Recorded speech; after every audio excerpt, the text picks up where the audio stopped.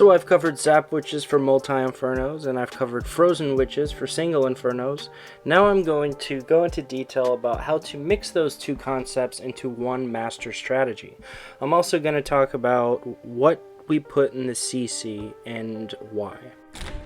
So when scouting a base, the first thing we want to look for is, are there multi-target infernos or single-target infernos? And the way you're going to deal with them is different.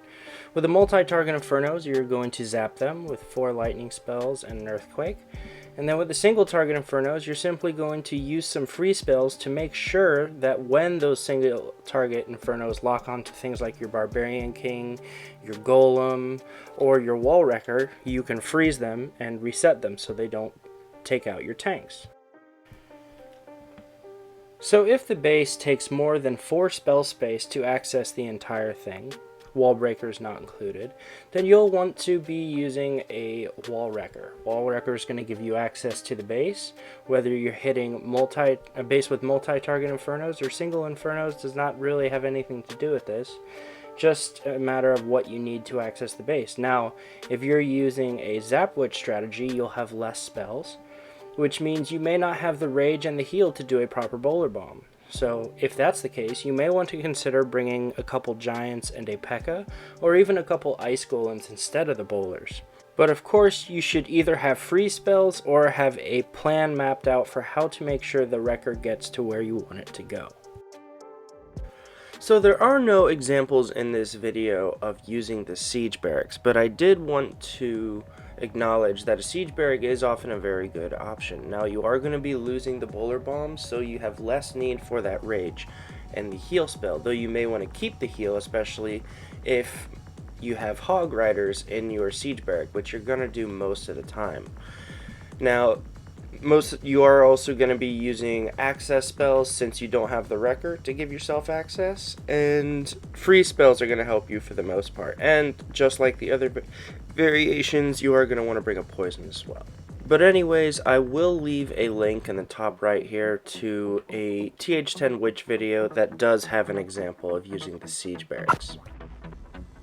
So for this first replay, we're going to be doing an entirely Zap Witch strategy. Okay, you have 2 multi-target infernos, which means you're using 4 lightnings and a quake on each one, which is what he does. So that's 10 spell space gone. He has 1 freeze and 1 poison to make sure the CC doesn't do too much damage. Now I'm going to pause right here, okay, because where you put your golems is extremely important, and where Bo put his golems was perfect, okay? So remember, with witches, the biggest threat to them is going to be the splash defense. So you notice he put them on these 2 cannons here. Now I have highlighted the 2 splash defenses on the entry, the 2 mortars right there, which are going to be tanked by the golems, as well as the wizard tower. So what's going to allow these witches to accumulate their skeletons, which is the main source of their tanking, is the fact that the splash damage isn't going to be able to do what it does best, which is take out those skeletons. So Bo did a fantastic job of putting his golems on the correct defenses. If he put them on the mortars, for example, then he wouldn't have been able to tank the wizard tower with the golems. He could have possibly used the king, but putting the king out front can often lead to him dying a little too early. And that king's ability is very useful in the middle, especially when you're not using healers, okay? If you're not using healers at every town hall level, it's always good to have your king going inside. The reason you don't want him going inside when you have healers is because of the half healing power on the heroes. But anyways, now at this point, the wrecker has done its job. It got through those first 2 layers of wall. He can just let it break now, and it does. And he does have the bowlers, which personally I would not have gone with. I would have gone with some ice golems. Ice golems would have been walking ahead right now, tanking that last wizard tower, and the Teslas, which have a very fast firing rate and can add up on these witches. But at this point, I don't think a single one of his witches have died, and he still has some golemites. His king just died, but it doesn't really matter. I think, like I said, none of his witches died. But in this particular example, I probably would have gone with a P.E.K.K.A or Ice Golem CC. But overall, very well done by Bo. Now, I don't want to give you the impression that just because there is a multi-target Inferno Tower that you have to zap it, okay? I'm going to freeze frame right here just so you know where Have a Knife Stay is going to be entering, okay? Now, he opts not to zap the multi-target Inferno, which is actually fine because what he's going to do is charge it. What you don't want is for the witches to get thinned out and then have to run into the multi-target Inferno. Unfortunately, that is what's going to happen anyway here, but what you're going to see is Have a Knife Stay is going to use the Bowler Bomb to save this attack, okay? So Have a Knife Stay does start his witches a little wider than I would have liked. I would have liked to start them closer to 12 and 3 rather than 11 and 4, but it's going to work out here. And most of his witches are actually going to end up going outside, but the beauty of these mass witch attacks is that that is not a death sentence for your attack. So as you can see, the flanks are doing just fine at the moment. He's got 2 on the top side, 3 on the bottom, and the group in the middle has actually thinned out quite a bit. But what he does is the Wrecker gets into the middle, and he just uses his free spells to protect the bowlers so that they can get the value that he needs them to get. And eventually, the Queen is going to catch up with them along with a couple of the witches. And by now, once they get through there, you have both flanks nice and healthy, the witch is in the middle doing her thing, and Have a Knife Stay is going to be able to push through the rest of this attack. And he's very diligent just watching the single Inferno to make sure that the single doesn't take out his Queen. And by now you only have a couple of witches of defenses left, and his witches are, along with the Queen, are more than capable of taking out what's left. So whenever you do have the extra spells and you are using the Wall Wrecker, I do highly recommend making sure you do the Bowler Bomb correctly and you use as many spells as you need to, just like Have a Knife Stay did, to protect those bowlers while they do what they do best, which is bomb the middle of the base, hollowing it out so that the flanking witches can finish off the base comfortably. And now we have another attack against a base with just one multi-target Inferno Tower here. And as you can see, there's plenty of time left, so Bo is going to get through this base just fine with plenty of time left over. The witches are slow, but as long as they don't have to backtrack, they should have plenty of time.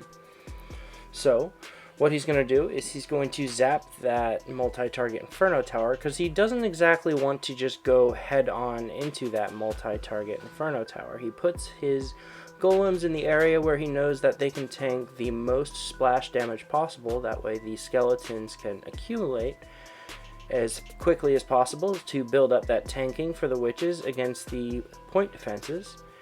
And now in this attack he is using the golems instead, right? You don't always need to use the healers, but it just depends on how the flanks are looking.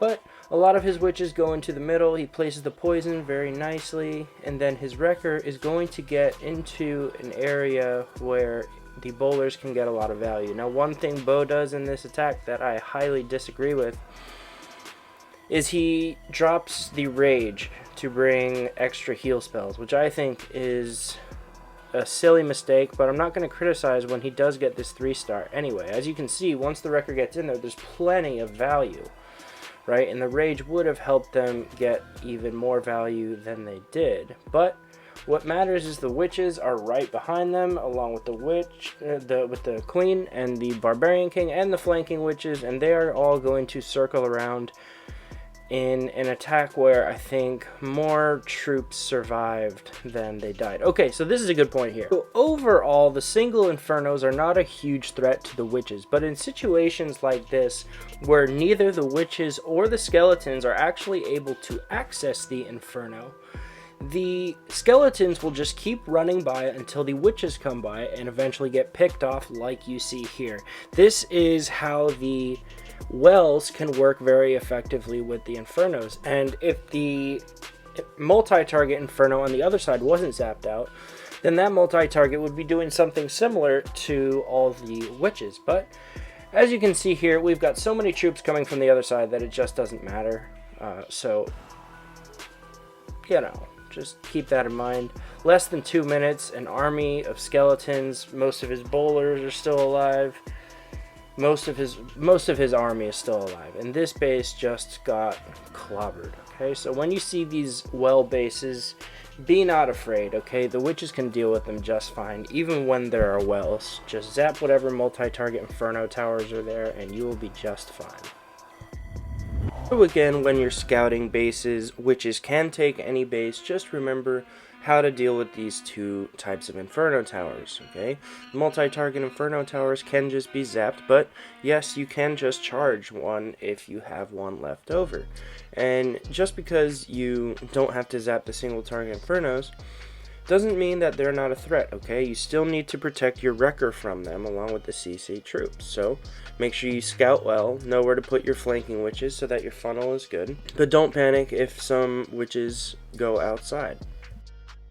So once again, I do hope this video was helpful. If it was, leave a like. If you want to see more thorough guides like this, and subscribe. There is a lot more to be said about using witches at Town Hall 10, so look for more guides on that, and keep posted on my videos as they come out.